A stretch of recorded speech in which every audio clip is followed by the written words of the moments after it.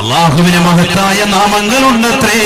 ആ പരിശുദ്ധമായ നാമങ്ങൾ ഉച്ചരിച്ചുകൊണ്ട്, ആ പരിശുദ്ധമായ നാമങ്ങൾ വിളിച്ചുകൊണ്ട് അല്ലാഹുവിനോട് നിങ്ങൾ ദുആ ചെയ്യണേ. അല്ലാഹുവിനോട് നിങ്ങൾ പ്രാർത്ഥിക്ക്, റബ്ബിനോട് നിങ്ങൾ ചോദിക്ക്. സൃഷ്ടികളോട് ചോദിക്കാതെ പടച്ചതമ്പുരാനോട് ചോദിക്കുക, അല്ലാഹുവിനോട് നിങ്ങൾ യാചിക്കുക.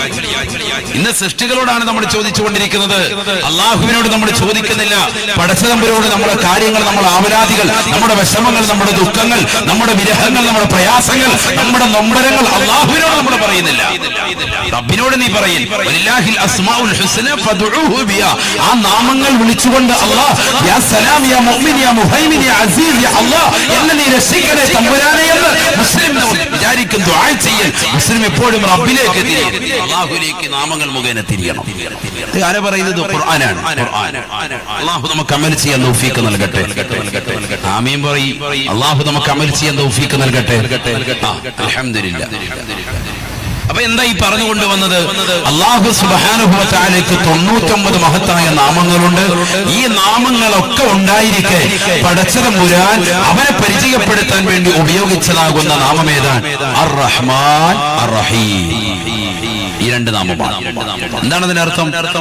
ഈ ലോകത്ത് വഴിപ്പെട്ടവർക്കും വഴിപ്പെടാത്തവർക്കും കരുണ ചെയ്യുന്നവൻ റഹ്മാൻ. അർ റഹീം, ഈ ലോകത്ത് വഴിപ്പെട്ടവർക്ക് മാത്രം നാളെ പാരത്രിക ലോകത്ത് പ്രത്യേകമായി കരുണ ചെയ്യുന്നവൻ അർ റഹീം. എന്താണ് അല്ലാഹു സുബ്ഹാനഹു വ തആല ഒരു വാക്ക് റഹ്മാൻ റഹീം എന്ന പദത്തെ മാറ്റിയിട്ട് മറ്റൊരു പദം അവിടെ പറഞ്ഞുകൂടായിരുന്നു, മറ്റൊരു വിശേഷണം പറഞ്ഞുകൂടായിരുന്നു. കാരണം റഹ്മാന്റെ അർത്ഥം എന്താ? കരുണാമയനാകുന്ന പടച്ച തമ്പുരാൻ. റഹീം കരുണാവാരിധിയാകുന്ന തമ്പുരാൻ. ഒരേ അർത്ഥത്തിൽ ഏകദേശം ഒരേ തട്ടിൽ വരുന്നതാകുന്ന ഈ അർത്ഥം എന്തുകൊണ്ട് റബ്ബ് സുബ്ഹാനഹു വ തആല ആ പദത്തെ പോലും മാറ്റിയില്ല? കാരണം അല്ലാഹു സുബ്ഹാനഹു വ തആല ഈ ലോകത്ത് തന്റെ സൃഷ്ടികളോട് ഏറ്റവും കരുണ ചെയ്യാൻ വേണ്ടി പഠിപ്പിക്കുകയാണ്. കരുണ ചെയ്യുകയും ചെയ്യുന്ന വ്യക്തിയാണ്. അതുകൊണ്ട് പടച്ച തമ്പുരാൻ അവനെ വിശേഷിപ്പിക്കുന്നത് വിശുദ്ധമായ ഖുർആനിൽ, മുസ്ലിമീങ്ങളുടെ ദൈവീ ഗ്രന്ഥമാകുന്ന ഖുർആനിൽ അല്ലാഹു അവനെ തന്നെ പരിചയപ്പെടുത്തുന്നത് 113 സൂക്തങ്ങളുടെ തുടക്കത്തിലും അല്ലാഹു ഓർമ്മപ്പെടുത്തിയത് റഹ്മാൻ റഹീം എന്നാണ്. തീർന്നില്ല, ഫാത്തിഹ സൂറത്ത് ഓതി നോക്കൂ. ബിസ്മില്ലാഹിർ റഹ്മാനിർ റഹീം, അൽഹംദുലില്ലാഹി റബ്ബിൽ ആലമീൻ, അർറഹ്മാനിർ റഹീം, മാലികി യൗമിദ്ദീൻ, نعبد وإياك نستعين، اهدنا الصراط المستقيم، صراط الذين أنعمت عليهم غير المغضوب عليهم ولا الضالين آمين. എന്താ ഫാത്തിഹയിൽ സംഭവിച്ചത്? ബുദ്ധിയുള്ളവർ ശ്രദ്ധിച്ചവർക്കറിയാം, അർ റഹ്മാൻ അർ റഹീം എന്ന പദം അല്ലാഹു ഫാത്തിഹയിൽ വീണ്ടും ആവർത്തിച്ചു. നല്ലതുപോലെ ശ്രദ്ധിക്കണം കേട്ടോ. ഞാൻ ഈ കൊണ്ടുപോകുന്ന വിഷയം ഖുർആനിക ഒരു പഠനമായിട്ടാണ് ഞാൻ ഈ സദസ്സിനെ കൊണ്ടുപോകുന്നത്. ഖുർആനിക ചിന്തയാണ്. നല്ലതുപോലെ ശ്രദ്ധിക്കണം. ബിസ്മില്ലാഹി അർ റഹ്മാനിർ റഹീം. തുടക്കത്തിൽ അല്ലാഹു ബിസ്മി ചൊല്ലി തുടങ്ങി. ആ ബിസ്മി തന്നെ റഹ്മാൻ റഹീം എന്ന മഹത്തായ നാമങ്ങളെ, വസുഫുകളെ, വിശേഷണ ക്രിയകളെ അല്ലാഹു കൊണ്ടുവന്നു. ശേഷം അൽഹംദുലില്ലാഹി റബ്ബിൽ ആലമീൻ, സർവ്വലോക സംരക്ഷിതാവാകുന്ന പടച്ച തമ്പുരാനാണ് സർവ്വസ്തുതിയും എന്ന മഹത്തായതാകുന്ന ഒരു സ്തുതി കീർത്തനം കൊണ്ടുവന്നു. അതിന് തൊട്ടുപിറകിൽ അല്ലാഹു വീണ്ടും കൊണ്ടുവരുന്നത് അർ റഹ്മാനി അർ റഹീം എന്ന മഹത്തായ നാമമാണ്. എന്താണിത്? ഖുർആനിൽ ആവർത്തനമോ? ഒരിക്കലും ഇല്ലല്ലോ. ഖുർആനിൽ ആവർത്തനം പാടില്ല എന്നല്ല ഖുർആനിന്റേതാകുന്ന ഒരു രീതിയെ അല്ല. ഖുർആൻ എന്ന് പറഞ്ഞാൽ തന്നെ ഇമാം താജുദ്ദീൻ സുബ്കി റഹിമഹുല്ലാഹ് ജംഉൽ ജവാമിയിൽ രേഖപ്പെടുത്തിയിരിക്കുന്നത് ഖുർആൻ എന്ന് പറഞ്ഞാൽ കുറഞ്ഞ വാക്കുകൾ വിശാലമായ അർത്ഥത്തിലേക്ക് സൂചിപ്പിക്കുന്നത്. അതാണ് ഖുർആനിന്റെ തഅരീഫ് തന്നെ. ഖുർആൻ എന്ന് പറഞ്ഞാൽ അല്ലാതെ ആവശ്യമില്ലാത്ത കാര്യങ്ങൾ കടത്തിക്കൂട്ടി വീണ്ടും വീണ്ടും ആവർത്തന വിരസത ഖുർആനിലില്ല. പിന്നെ എന്തിന് ഫാത്തിഹ സൂറത്തിൽ അല്ലാഹു സുബ്ഹാനഹു വ തആല ബിസ്മിക്ക് അർ റഹ്മാനി അർ റഹീം എന്ന വിശേഷണം കൊടുത്തിട്ട് അൽഹംദുലില്ലാഹി റബ്ബിൽ ആലമീൻ എന്ന ആദ്യത്തെ ആ രണ്ടാമത്തെ ആയത്ത് കഴിഞ്ഞ് മൂന്നാമത്തെ ആയത്ത് വന്നപ്പോൾ വീണ്ടും അർ റഹ്മാനി റഹീം എന്ന് പറഞ്ഞത് എന്തിനാണ്? കാരണം അല്ലാഹു റഹ്മാനാണ്, റഹീമാണ്, കരുണാമയനാണ്, കരുണാവാരിധിയാണ് എന്ന സൃഷ്ടികളുടെ മനസ്സിൽ ആഴത്തിൽ ഡീപ്പായി പതിപ്പിക്കാൻ വേണ്ടിയാണ്. കരുണ ചൊരിയണം ഈ സൃഷ്ടികളോട്. സമ്പത്ത് കൊണ്ട് സൃഷ്ടികളോട് കരുണ ചൊരിയണം എന്നതിലേക്കുള്ള ഏറ്റവും വലിയ തത്വമാണ് പരിശുദ്ധമായ ഖുർആനിന്റെ ദൈവിക ഗ്രന്ഥമാകുന്ന ഖുർആനിന്റെ തുടക്കത്തിൽ തന്നെ കരുണ ചൊരിയണം. മുസ്ലിം അവന്റെ സമ്പത്ത് കൊണ്ട് ലോകത്തിന് വിഭാവനം ചെയ്യുന്നത് കരുണയാണ്, പാവങ്ങളെ സഹായിക്കലാണ്, നിരാലംബർക്ക് അവലംബനാകലാണ്, നിരാശ്രയർക്ക് ആശ്രയത്വം കൊടുക്കലാണ്. നിന്റെ സമ്പത്ത് കൊണ്ട് നീ ചെയ്യേണ്ടത് തീർന്നില്ല. അല്ലാഹു സുബ്ഹാനഹു വ തആല ഈ ഗ്രന്ഥം നൽകിയിരിക്കുന്നത് ആർക്കാണ്? സയ്യിദുനാ റസൂലുള്ളാഹി സ്വല്ലല്ലാഹു അലൈഹി വസല്ലം തങ്ങൾക്കാണ്. അല്ലേ? അല്ലാഹുവിന്റെ റസൂലിനാണ് ഈ ഗ്രന്ഥം നൽകിയിരിക്കുന്നത്. നബിതങ്ങൾ ആരാണ്? ബിസ്മില്ലാഹിർ റഹ്മാനിർ റഹീം. വമാ അർസൽനാക ഇല്ലാ റഹ്മതൻ ലിൽ ആലമീൻ.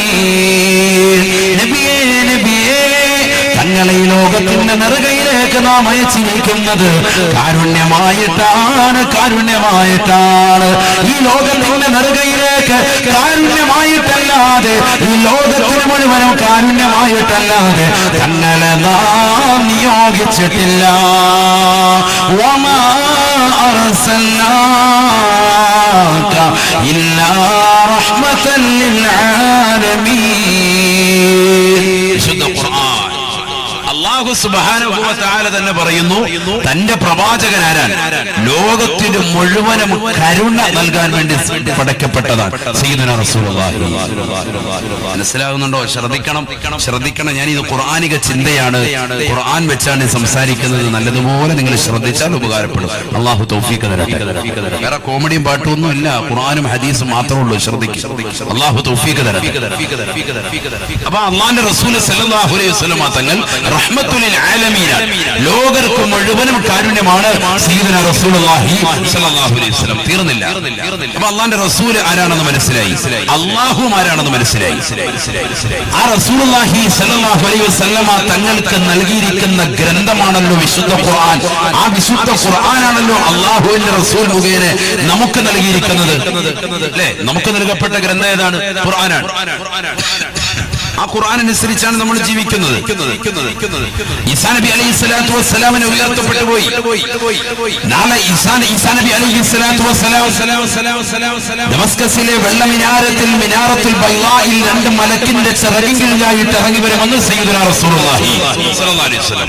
അദ്ദേഹം കടന്നു വന്നിട്ട് ഈ ലോകത്ത്, ഭൗതിക ലോകത്ത് പ്രവാചകനില്ലാത്ത പ്രവാചകൻ വഫാത്തായി പോയ ഈ ലോകത്ത് ഈസാ നബി അലൈഹിസ്സലാത്തു വസ്സലാം കടന്നു വന്നുകൊണ്ട് പ്രബോധനം നടത്തുന്നത് ഈ പരിശുദ്ധമായ ഖുർആനിക ശരീഅത്ത് വെച്ചായിരിക്കുമെന്ന് സയ്യിദുനാ റസൂലുള്ളാഹി സ്വല്ലല്ലാഹു അലൈഹി വസല്ലം അല്ലാഹുവിന്റെ റസൂലിന്റെ ശരീഅത്ത് വെച്ചിട്ടാണ് ഉലമാക്കൾ ചർച്ച ചെയ്തിട്ടുണ്ട്.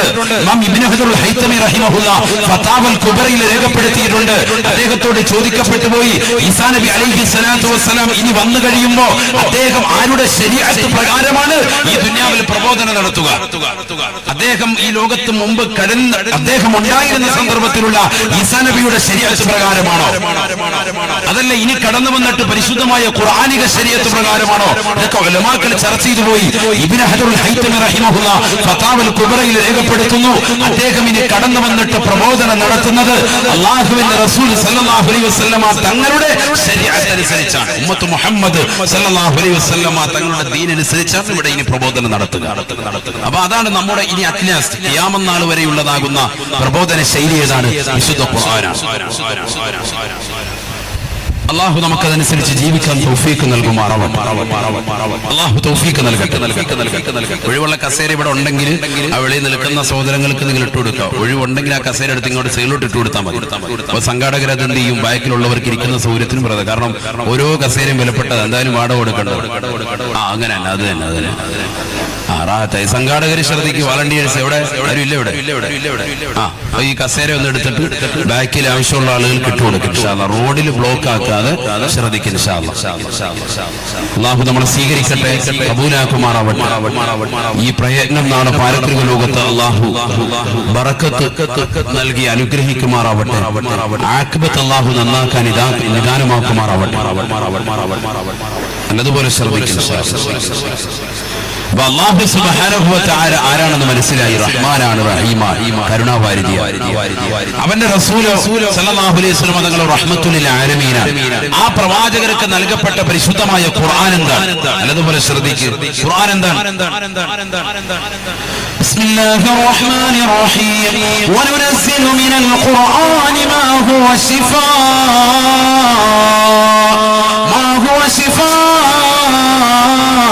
വറഹ്മത്തുൽ ലിൽ മുഅ്മിനീൻ. പരിശുദ്ധ ഖുർആൻ തന്നെ പറയുന്നു, ഖുർആൻ എന്ന് പറഞ്ഞാൽ അത് ലോകത്തുള്ള മുഅ്മിനീങ്ങളാകുന്ന ആളുകൾക്കൊക്കെ അത് ഓതുന്നതിലൂടെ ശിഫയാണ്. അല്ലാഹു തൗഫീഖ് നൽകട്ടെ. അത് കേൾക്കുന്നതിലൂടെയും ശിഫയാണ്. സയ്യിദുനാ റസൂലുള്ളാഹി തീർന്നില്ല, വറഹ്മത്തുൽ ലിൽ മുഅ്മിനീൻ, മുഅ്മിനീങ്ങൾക്ക് അത് ഓതുന്നതിലൂടെയും അത് കേൾക്കുന്നതിലൂടെയും കരുണ ചെയ്യപ്പെടാൻ നിദാനമാണ്. മനസ്സിലാകുന്നുണ്ടോ? ഖുർആൻ എന്താണ്? ഖുർആൻ കരുണയുടെ ഗ്രന്ഥമാണ്. പരിശുദ്ധ ഖുർആൻ ആരാ ഇത് പറഞ്ഞത്? ഖുർആൻ തന്നെ. അല്ലാതെ ഹദീസ് പറയുമ്പോൾ അത് ലൈഫാണ് മുസ്ലിയാരെ എന്ന് പറഞ്ഞ് ചോദിച്ചിരിക്കണ്ട. ഇതൊക്കെ ഖുർആനാണ്. ഖുർആൻ ലൈഫാക്കി ഇതുവരെ ആൾ വന്നില്ലല്ലോ, അതുകൊണ്ട് പിന്നെ രക്ഷപ്പെട്ടു. ശ്രദ്ധിച്ചോ, നല്ലതുപോലെ ശ്രദ്ധിക്കുക. നമ്മുടെ മൊത്തം ഖുർആനാണ്. നല്ലതുപോലെ ശ്രദ്ധിക്കുക. എന്താണ് ഖുർആനിനെ പറ്റി പറയുന്നത്? വനുനസ്സിലു മിനൽ ഖുർആനി മാ ഹുവ ശിഫാഉൻ വറഹ്മത്തുൽ ലിൽ മുഅ്മിനീൻ. പരിശുദ്ധമായ ഖുർആനിലൂടെ അല്ലാഹു സുബ്ഹാനഹു വ തആല ഉറപ്പെടുത്തുകയാണ്, അല്ലയോ നബിയേ, തങ്ങളുടെ സമുദായത്തിന് നൽകിയിരിക്കുന്ന പരിശുദ്ധ ഖുർആനില്ലയോ, ആ വിശുദ്ധമായ ഖുർആൻ നിസ്സാരമാക്കരുത്. അതൊരു സാധാരണ ഗ്രന്ഥമല്ല, അത് ദൈവിക ഗ്രന്ഥമാണ്. വനുനസ്സിലു മിനൽ ഖുർആൻ മാ ഹുവ ശിഫാ.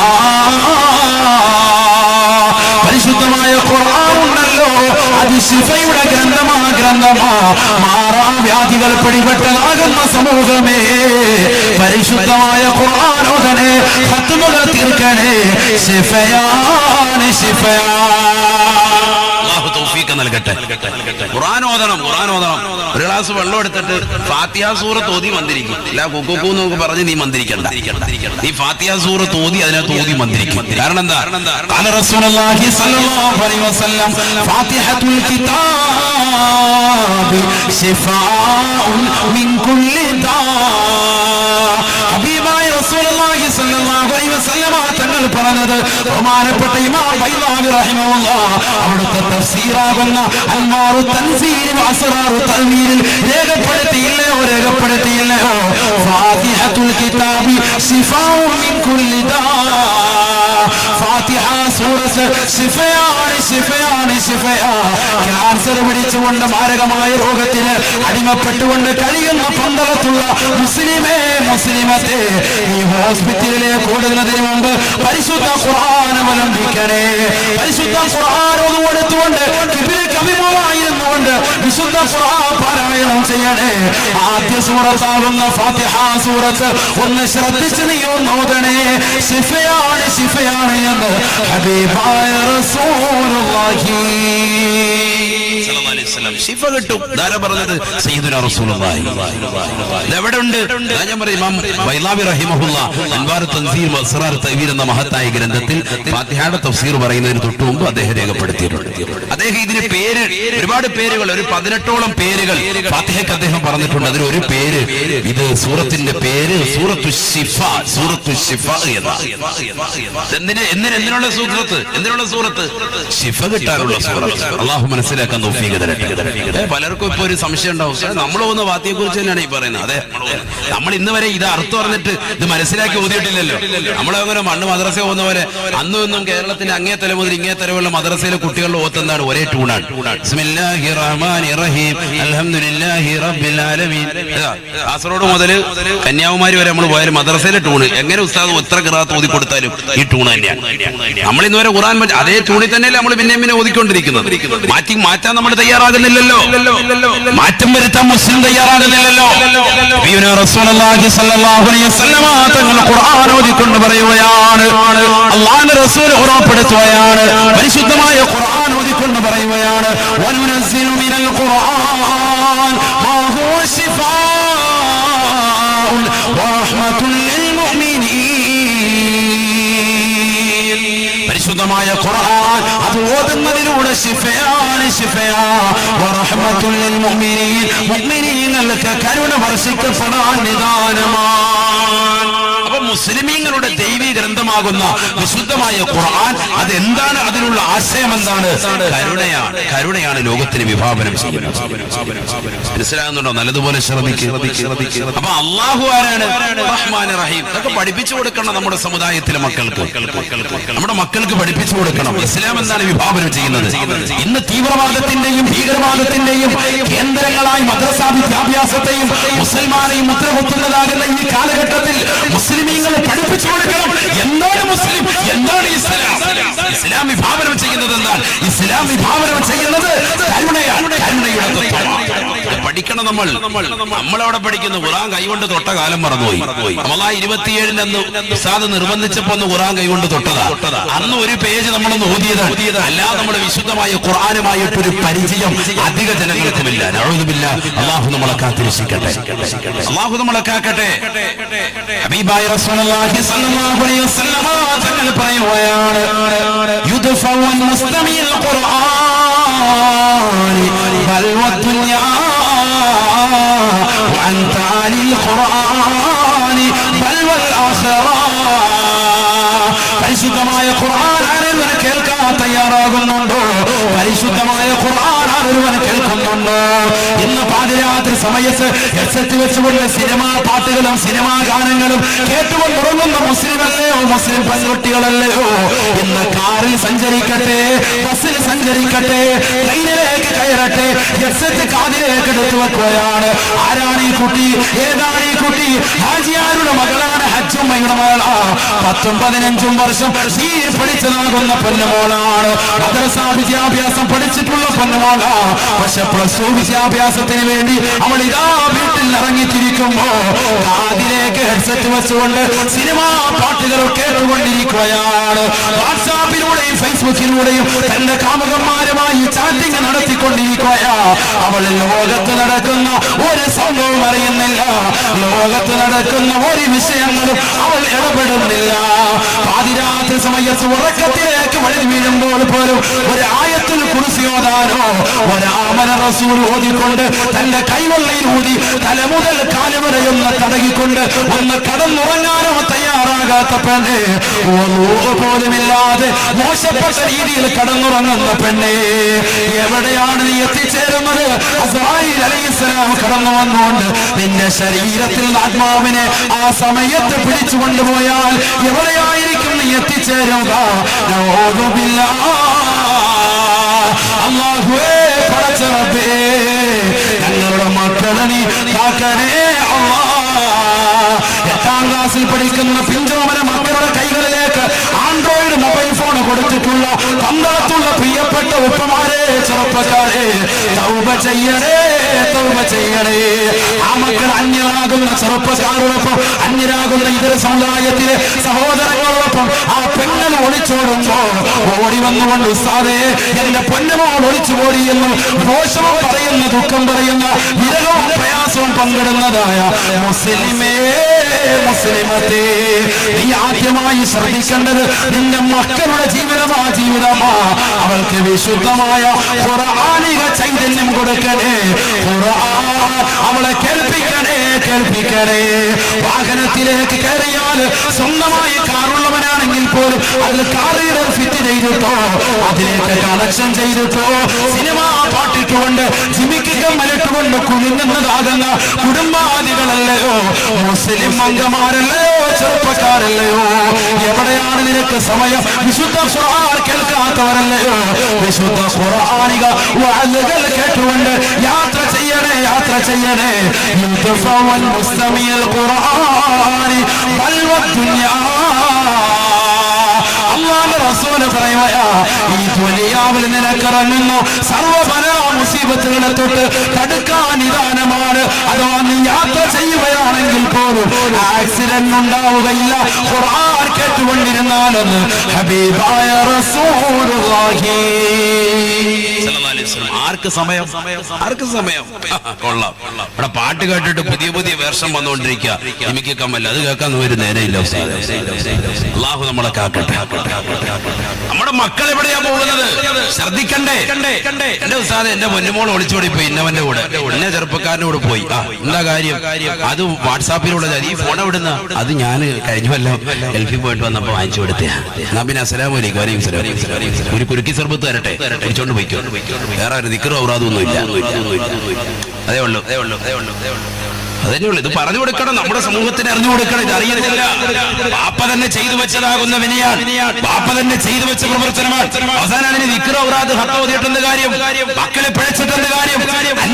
അന്യന്റേതാകുന്ന ഭൂണം, അന്യന്റേതാകുന്ന ബീജം കൊണ്ടുവന്ന് നമ്മുടെ പ്രിയപ്പെട്ടതാകുന്ന പെങ്ങളുടെ ഭൂണത്തിൽ നിക്ഷേപിച്ചിട്ട് ആശയത്തിൽ കലർത്തിയിട്ട് ദിക്ർ ചോദിച്ചിട്ടെന്ത് കാര്യം? പിന്നെ ദിക്റിന്റെ കാര്യം? നടക്കേണ്ടതൊക്കെ ഇവിടെ നടന്നു. അല്ലാഹു നമ്മളെ കാക്കട്ടെ.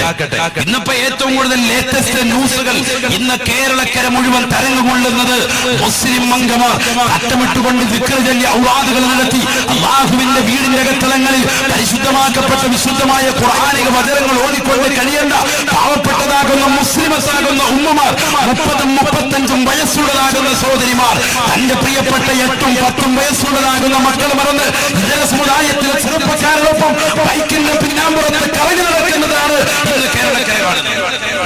അല്ലാഹു നമ്മളെ കാക്കട്ടെ. എവിടെ എത്തിപ്പോയി? ഇതിനൊക്കെ ഉണ്ട്. ഹജ്ജ് ഉംറയൊക്കെ നിർവഹിച്ചാണ് കഴിഞ്ഞ കൊല്ലം. ഫായിദയില്ല. എന്താ കാര്യം? ഒളിച്ചോടിയിരിക്കുകയാണ്. ആരുടെ കൂടെ? അത് നമ്മുടെ വീട്ടിൽ വന്നതാണ് ബംഗാളി. ഇപ്പൊ കഴിഞ്ഞ ദിവസം ഉണ്ടായിരുന്നു ബംഗാളിയുടെ ഒളിച്ചോടി.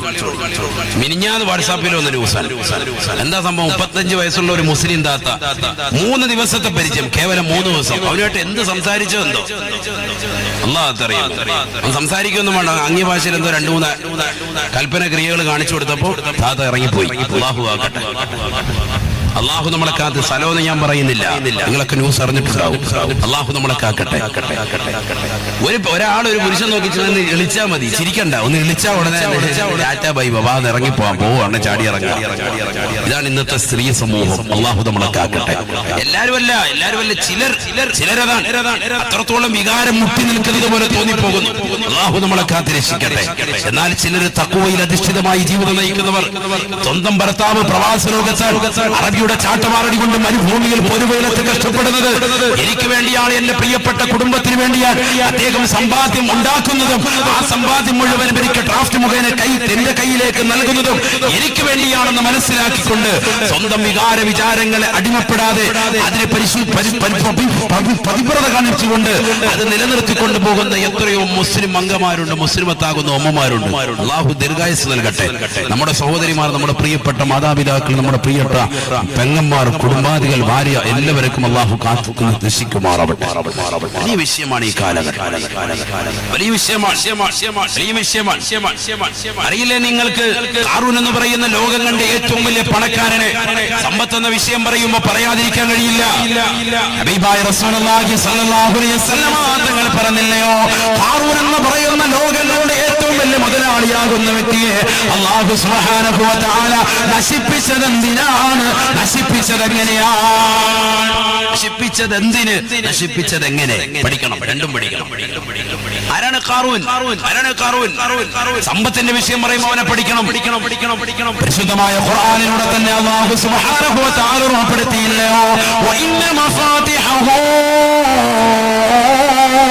ലതനൂ ബിൽഉസ്ബതി ഉലിൽ ഖുർആൻ. ഹബീബായ റസൂലുള്ളാഹി സ്വല്ലല്ലാഹു അലൈഹി വസല്ലം തങ്ങൾ വിശുദ്ധ ഖുർആൻ ഓതിക്കൊണ്ട് പറയുകയാണ്, 72 ഒട്ടകവ്യൂഹങ്ങൾക്ക് വഹിക്കാൻ മാത്രമുള്ള നിധികുണ്ടാരങ്ങളുടെ താക്കോൽ കൂട്ടമുണ്ടായിരുന്നു അത്രേ ഖാറൂൻ എന്ന് പറയുന്ന ലോകങ്ങളുടെ മുതലാളിക്കെന്ന് ഹബീബായ റസൂലുള്ളാഹി സ്വല്ലല്ലാഹു അലൈഹി വസല്ലം ഖുർആൻ ഓതിക്കൊണ്ട് പ്രവാചകൻ പറഞ്ഞു കൊടുക്കുക. എന്താണ് ഈ പറഞ്ഞത്? 72 ഒട്ടകങ്ങൾക്ക് വഹിക്കാൻ മാത്രമുള്ള നിധികളുടെ സൂക്ഷിപ്പിന്റെ താക്കോൽ കൂട്ടം. താക്കോലാണ് എത്ര ഒട്ടകം വഹിക്കുന്നത്? 72 ഒട്ടകം വഹിക്കുന്നത്. അപ്പൊ പണം എത്രത്തോളം ഉണ്ടെന്ന് ചിന്തിച്ചോ. നമുക്കിപ്പോൾ ആകെ എത്ര ഉണ്ട്? കൂടെ 1 കോടി രൂപ ഉണ്ടോ? ഇല്ല 10 കോടി രൂപ ഉണ്ടോ? അതിൽ കൂടുതലുള്ളവരെന്തായാലും ഇവിടെ ഉണ്ടാവും. അങ്ങേ അറ്റഞ്ഞും പറയാൻ ഈ 10 കോടി തന്നെ ഒരലമാരിയിലോട്ട് വെച്ചാൽ കഴിഞ്ഞു, പരിപാടി കഴിഞ്ഞു. ഒരു ഡ്രോയ്ക്കുള്ളിലോട്ട് വെച്ച സംഭവം കഴിഞ്ഞു. അതിനകത്തുള്ള ഒതുങ്ങാവുന്നുള്ളൂ. പക്ഷേ ഖാറൂൻ എന്ന് പറയുന്ന ലോകം കണ്ട ഏറ്റവും വലിയ മുതലാളിയാകുന്ന, ധനികനാകുന്ന, സമ്പന്നനാകുന്ന, പണക്കാരനാകുന്ന വ്യക്തിക്ക് അല്ലാഹു സുബ്ഹാനഹു വ തആല കൊടുത്തതാകുന്ന പണത്തിന്റെ ഖദർ വിശുദ്ധമായ ഖുർആനിലൂടെ തന്നെ അല്ലാഹു പരിചയപ്പെടുത്തുന്നു. വഇന്ന മഫാത്തിഹു ലതനൂ ബിൽ ഉസ്ബതി വൽ ഖുവ. 72 ഒട്ടകങ്ങൾക്ക് വഹിക്കാൻ മാത്രമുള്ള നിധി കുംഭാരങ്ങളുടെ, നിധി കലവറകളുടെ താക്കോൽ കൂട്ടമുണ്ടായിരുന്നു.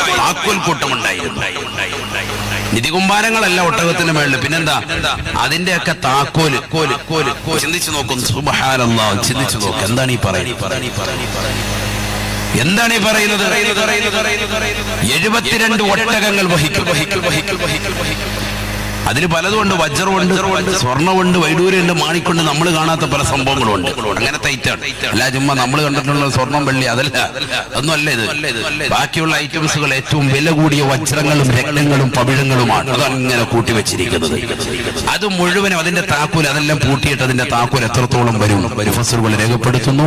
72 ഒട്ടകങ്ങൾ വഹിക്കാൻ മാത്രമുണ്ട് അത്രേ. 72 ഒട്ടകങ്ങൾ. ഒരൊട്ടകം എത്ര വഹിക്കും? 2 നാഷണൽ പെർമിറ്റിന്റെ ഭാരം വഹിക്കും. പാണ്ടിലോറി നമ്മൾ പറയൂലേ, അതിന്റെ ഭാരം വഹിക്കുവാന് ഒരൊട്ടകം. അതിനുള്ള താഖത്ത് അല്ലാഹു കൊടുത്തിട്ടുണ്ട്. മരുഭൂമിയിലൂടെ വലിച്ചോണ്ട് 2 പാണ്ടിലോറിയുടെ 2 ലോറിയുടെ ഭാരം വഹിക്കും. അങ്ങപ്പോ ചിന്തിച്ചു നോക്കി, ഇനിയൊന്ന് കുടിച്ചു നോക്ക് എത്ര ഉണ്ടെന്ന്. 72 ഒട്ടകം. ഒന്ന് ചിന്തിച്ചു നോക്ക്. സുബ്ഹാനല്ലാഹ്, ചിന്തിച്ചു നോക്ക്. എന്താണ് ഈ പറയുന്നത്? അതിന്റെ മേളിൽ കൊണ്ടുവന്ന് സ്വർണ്ണ അട്ടിക്കിട്ടേക്കുന്നതല്ലേ പറഞ്ഞത്? താക്കോലാണ് അട്ടിക്കിട്ടേക്കുന്നത്. എന്താണ് ആ സമ്പത്തിന്റെ വലിപ്പം? അതിന്റെ സമ്പത്തിന്റെ വലിപ്പം എത്രയാണ്? അതുകൊണ്ട് തന്നെയല്ലോ പരിശുദ്ധമായ ഖുർആനിലൂടെ അല്ലാഹു സുബ്ഹാനഹു വ തആല ഉറപ്പെടുത്തുന്നത്, ആ നാട്ടിലേതാകുന്ന ജനങ്ങൾ, ബനൂ ഇസ്രായേൽ സമൂഹത്തിലേതാകുന്ന ജനങ്ങൾ, അതേ ഖാറൂൻ എന്ന് പറയുന്നതാകുന്ന മനുഷ്യൻ അവന്റെ പ്രൗഢിയിൽ കടന്നു വരുമ്പോ ജനങ്ങൾ പറയുമായിരുന്നു അത്രേ, യാ ലൈതനാ മിസ്ല മാ ഊതിയ ഖാറൂൻ, മിസ്ല മാ ഊതിയ ഖാറൂൻ وإنه لذو حظ عظيم.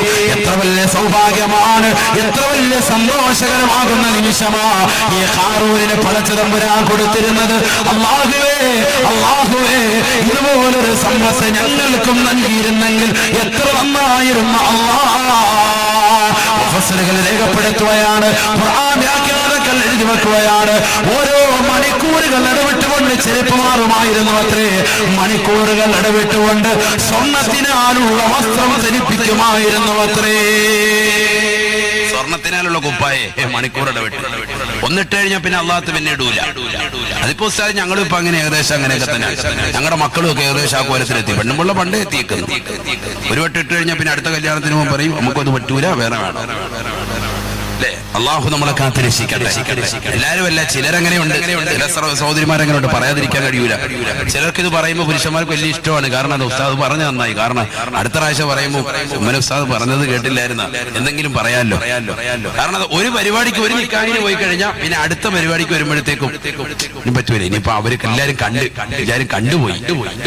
അപ്പൊ അതല്ല, ഇനിയിപ്പോ എങ്ങനെ പോവാ? ഇനിയിപ്പോ അവരുടെ മുന്നിലോട്ട് എങ്ങനെ ഇതിട്ട് ഇനിയിപ്പോ വേറെ ലാച്ചയാക്കാം, ഇടിയും ചോപ്പും ആക്കാം, ചുരിദാർ അല്ലെങ്കിൽ നല്ല ജീൻസ് ഇറങ്ങിയിട്ടുണ്ട്, നല്ല പാങ്ങിലുള്ള നല്ല ടൈറ്റ് ജീൻസ്, അതാക്കാം. അടുത്ത പ്രാവശ്യം പോകുമ്പോ അള്ളാഹു നമ്മളൊക്കെ ആക്കട്ടെ. ഇങ്ങനെ ഡ്രസ്സ് മാറ്റിയ അല്ലേ?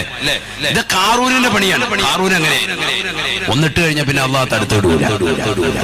അള്ളാഹു നമ്മളെ കാത്തിരക്ഷിക്കട്ടെ. അള്ളാഹു നമ്മളെ കാത്തിരക്ഷിക്കട്ടെ. അവസാനം എവിടെയാണ് എത്തിച്ചേർന്നത്? ഹബീബായ റസൂലുള്ളാഹി സ്വല്ലല്ലാഹു അലൈഹി വസല്ലം തങ്ങൾ ഓർമ്മപ്പെടുത്തുകയാണ്. പരിശുദ്ധമായ ഖുർആൻ തന്നെ പറയുകയാണ്, ലഖസഫിനാ ബിഹി വബിദാരിഹിൽ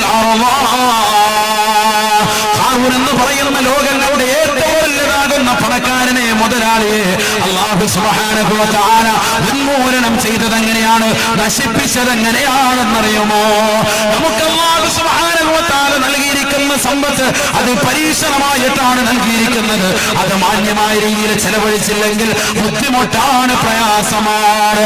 ഹബീബായ നബി തങ്ങൾ വിശുദ്ധ ഖുർആൻ ഓതിക്കൊണ്ട് പറയുകയാണ്, ലഖസഫിനാ ബിഹി വബിദാരിൽ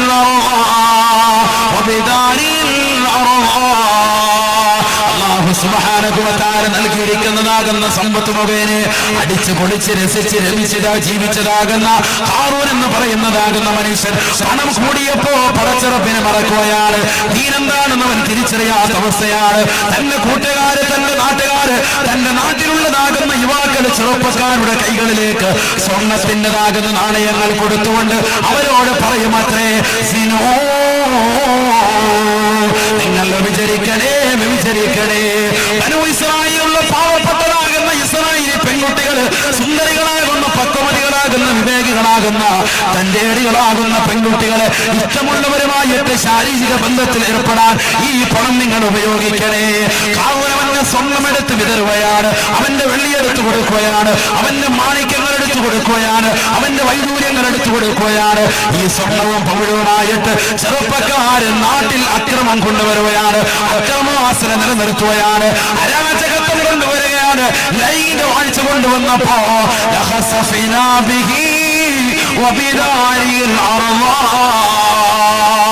പാതിരാത്രി സമയത്ത് ഹെഡ്സെറ്റ് വെച്ചുകൊണ്ട് സിനിമാ പാട്ടുകളും സിനിമാ ഗാനങ്ങളും കേട്ടുകൊണ്ട് കഴിയുന്ന മുസ്ലിമേ, മുസ്ലിമത്തെ തൗബ ചെയ്യണേ, തൗബ ചെയ്യണേ.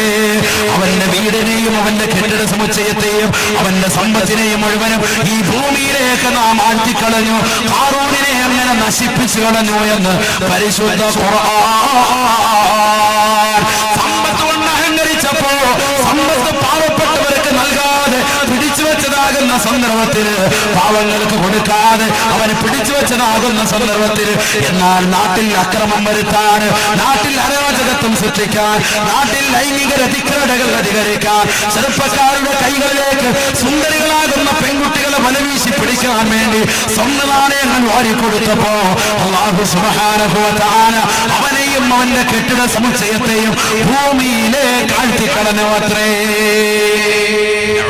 അല്ലാഹു നമ്മളെ കാത്തിരക്ഷിക്കട്ടെ. അഹങ്കരിക്കാൻ പാടില്ല, പണം കൊണ്ട് അഹങ്കരിക്കാൻ പാടില്ല. എന്താ നമ്മൾ പറഞ്ഞു വന്ന വിഷയത്തിലേക്ക് വീണ്ടും തിരിച്ചു വരും. പരിശുദ്ധ ഖുർആൻ കേൾക്കണേ, പരിശുദ്ധ ഖുർആൻ കേൾക്കണേ. ഹബീബായ റസൂലുള്ളാഹി സ്വല്ലല്ലാഹു അലൈഹി വസല്ലം തങ്ങൾ പറഞ്ഞതാണ്, യുദ്ഫഉ അൻ മുസ്തമിൽ ഖുർആനി ബൽ വദ്ദുനിയാ വഅൻ താലിൽ ഖുർആനി ബൽ വൽ ആഖിറ. നല്ലതുപോലെ ശ്രദ്ധിക്കുക. ഇത്ര നല്ല ഹദീസ്, ഇത്ര നല്ല ഹദീസ്, നല്ലതുപോലെ ശ്രദ്ധിക്കുക. അല്ലാഹു തൗഫീഖ് നൽകട്ടെ.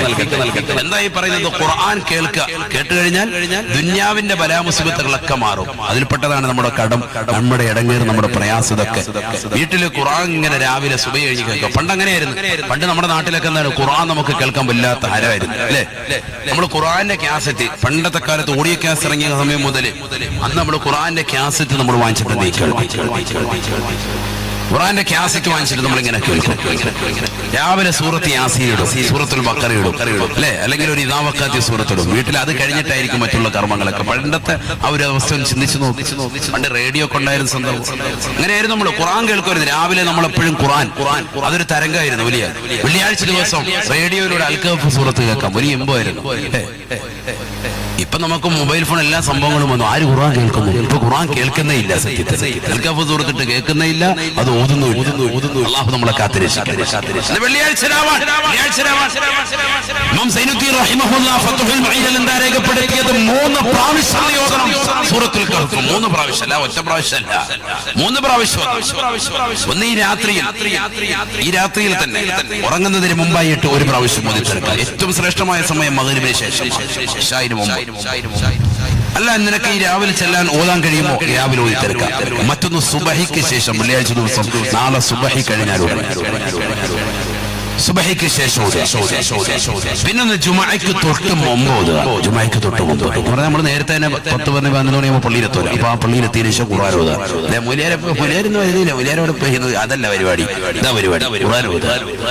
മുലിയാരെ കാണുന്നില്ലല്ലോ, ഖുർആൻ ഓതിക്കൊണ്ടിരിക്കുക, ദിക്ർ ചൊല്ലുക, ഖുർആൻ നടത്തുക. അതാണ് നമ്മുടെ പരിപാടി.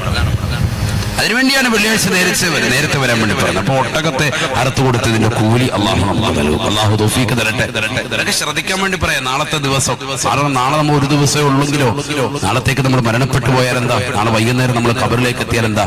ഉള്ള ദിവസം, ഉള്ള സമയത്ത് നമ്മൾ എന്തെങ്കിലും അമൽ ചെയ്ത് നന്നാകും. അല്ലാഹു തൗഫീഖ് നൽകട്ടെ. അപ്പൊ അങ്ങനെയാണ്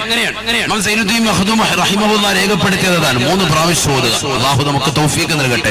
കഴിയാത്തവർ, അതിന് സാധിക്കാത്തവർ ഒരു പ്രാവശ്യം ഓതണ്ടേ? കേൾക്കാൻ തയ്യാറാവണ്ടേ? ഖുർആൻ നമ്മൾ കേൾക്കുന്നുണ്ടോ? ഖുർആൻ നമ്മൾ വായിക്കുന്നുണ്ടോ?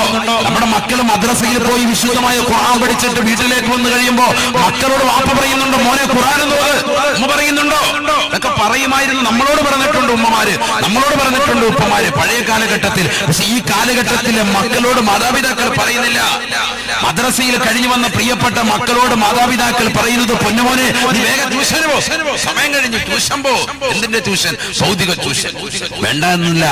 ഭൗതിക വിദ്യാവാഹനം കൊള്ളാമടോ, ആത്മീയ വിദ്യയാണതിന്റെ ബ്രേക്കടോ. ഭൗതിക വിദ്യാവാഹനം കൊള്ളാമടോ, ആത്മീയ വിദ്യയാണതിന്റെ ബ്രേക്കടോ. എന്റെ വല്യുപ്പ, എന്റെ ഉമ്മയുടെ ഉപ്പ ശൈഖുന തഴവ ഉസ്താദ്, അല്ലാഹു കൊടുത്ത ദറജ ഉയർത്തുമാറാവട്ടെ. അവരുടെ ഖബർ അല്ലാഹു സന്തോഷത്തിലാക്കുമാറാവട്ടെ. അവരുടെ ദറജ അല്ലാഹു ഉയർത്തി കൊടുക്കട്ടെ. മാനവാമം പഠിപ്പിച്ചതാകുന്ന ആശയം അല്ലാഹുവിന്റെ റസൂലിന്റെ ആശയമല്ലേ? ഭൗതിക വിദ്യാഭ്യാസം അത് വേണം, അനിവാര്യമാണ്. ഈ കാലഘട്ടത്തിൽ പ്രത്യേകിച്ച് നമ്മുടെ മക്കൾക്ക് വേണം. ഞാൻ ഇന്ന് ഈ സദസ്സിലെത്തി ഒരുപാട് ചെറുപ്പക്കാരെ കണ്ടു നമ്മുടെ സംഘടനയിൽപ്പെട്ട. അവരോടൊക്കെ മാറി മാറി ചോദിച്ചു, എന്താ ജോലി, എന്താ പേര്? ഓരോരുത്തരും ചോദിക്കുമ്പോ അൽഹംദുലില്ലാ ഒക്കെ നല്ല വിദ്യാഭ്യാസമാണ്. അല്ലാഹു കബൂലാക്കുമാറാവട്ടെ. ഈ നാട്ടിലെ മക്കൾ അല്ലാഹു സ്വീകരിക്കുമാറാവട്ടെ. മുസ്ലിം മക്കൾ അങ്ങനെ വിദ്യാഭ്യാസമുള്ളവരാകണം. അൽഹംദുലില്ലാ, അത് വളരെ നല്ലതാണ്. വലിയ സന്തോഷം തോന്നിപ്പോയി. അല്ലാഹു അത് നിലനിർത്തുമാറാവട്ടെ. പ്രത്യേകിച്ച് ഇതിന്റെ പ്രവർത്തകർ അല്ലാഹു അനുഗ്രഹിക്കുമാറാവട്ടെ.